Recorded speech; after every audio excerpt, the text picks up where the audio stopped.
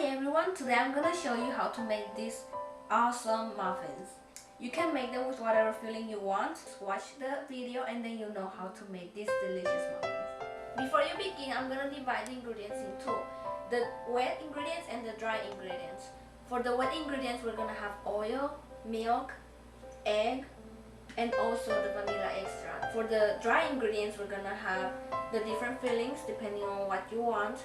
We have flour, sugar up here, salt, and then baking soda. The first thing I'll do is just put the dry ingredients in one bowl and then the wet ingredients in another bowl.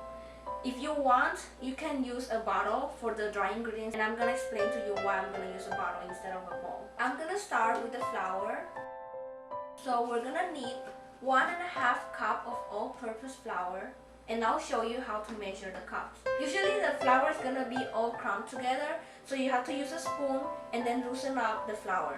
And then you take your measuring cup and you start putting the exact amount I just said, which is 1.5 cup. So I'm gonna use the half cup so we can just divide them easier.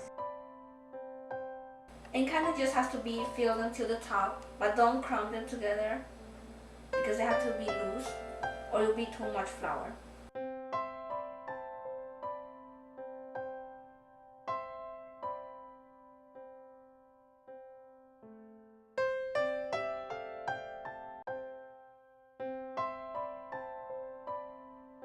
Usually the people, what they do is they sift the flour with this strainer or even a flour sifter. But if you do it with this, it's gonna take longer because while you're gonna be doing it, it takes like 5 minutes or something. So that's why I'm using the bottle. Instead of sifting the flour, I can just close the bottle and then shake it. It's just gonna loosen up the flour. Put 3¼ cups of sugar. The sugar, same as the flour, just fill it to the top and it has to be plain. And just add it into the bottle.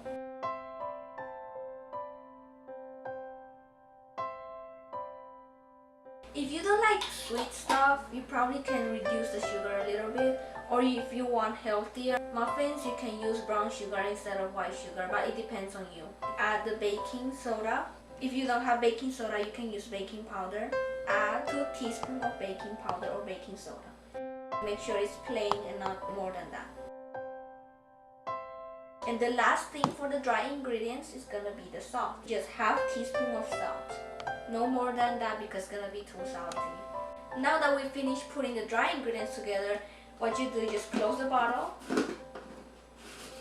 Make sure it's tight and then just shake it. See, it's gonna do the same thing like the flour sifter. So basically you don't have to purchase one of those. You just sift them like that and just shake them and let them sit over there while we prepare the wet ingredients. Now I'm gonna do the wet ingredients in the bowl. At the very end, we're gonna mix the dry ingredients and the wet ingredients in these same bowls. For the wet ingredients, as I said before, we'll use oil, milk, and then the egg and vanilla extract. I'm gonna start with the milk first. We need 1/3 cup of the milk, and here we're gonna put it. And then I'm gonna put the oil. We need 1/3 cup of oil. The oil, you can use vegetable oil, canola oil, any type of oil that you have in the house is fine. I just have to crack an egg. It can be large or medium. Be careful when you crack the egg. Don't let the egg fall in there. And then the vanilla extract. Don't go over 1 tablespoon. It's gonna be too much. I'll just add a teaspoon of this. And you can use white vanilla extract or black. It doesn't really matter. It's just, if it's black, it's gonna change the color a little bit. So now we're done with the wet ingredients. What you do is just gonna mix the wet ingredients first before you even put the dry ingredients. You use the whisk and start mixing. Just slightly beat the wet ingredients when you see the eggs already mixed together, and that's enough. Just loosen up a little bit the dry ingredients, add them together with the wet ingredients. Try mixing them little by little.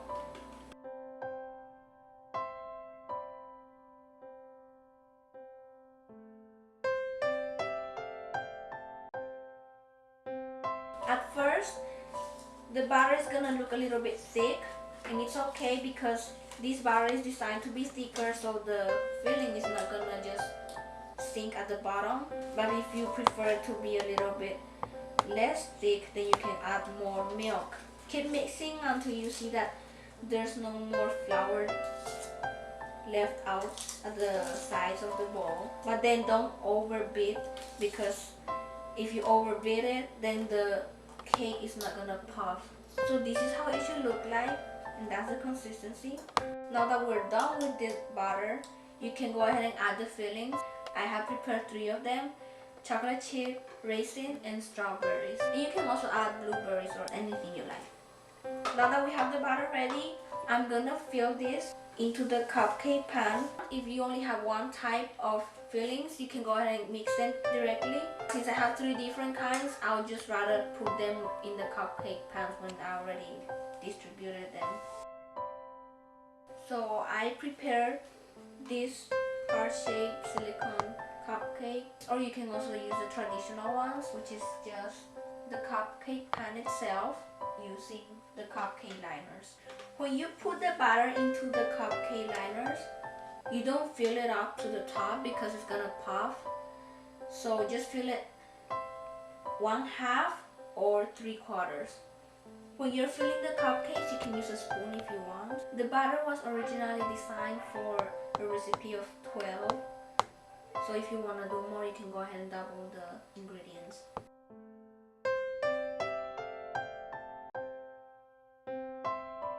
Now I'm gonna put the fillings in the cupcakes. Just take a little amount and then sprinkle them on top. Go ahead and sink those, because the batter is so thick it won't sink itself and you don't want it to get burned. Now we're ready to put them in the oven. Once the oven is preheated at 400 degrees Fahrenheit or 200 degrees Celsius, you can go ahead and put this in the oven. Make sure it's put in the middle rack, not too low and not too high.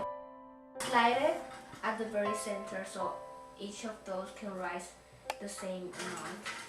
Now we just close it and bake for 20 to 25 minutes. After 20 minutes has passed, now you just have to take them out. You can leave them in there for 5 minutes so it doesn't just get flat right away. And make sure when you take them out, you use a mitten so you don't get burned. And you can see when they're done, it's usually brown on the top. That way you know it's done. Another way to double check is that you can use a toothpick. Just insert it into the center of the muffin and take it out. If it comes out clean, then basically it's done. If it comes out with a little bit of the batter in it, then basically you have to cook it a little longer and cook for 5 minutes and take it out and check again. They're done and they smell really good. Enjoy.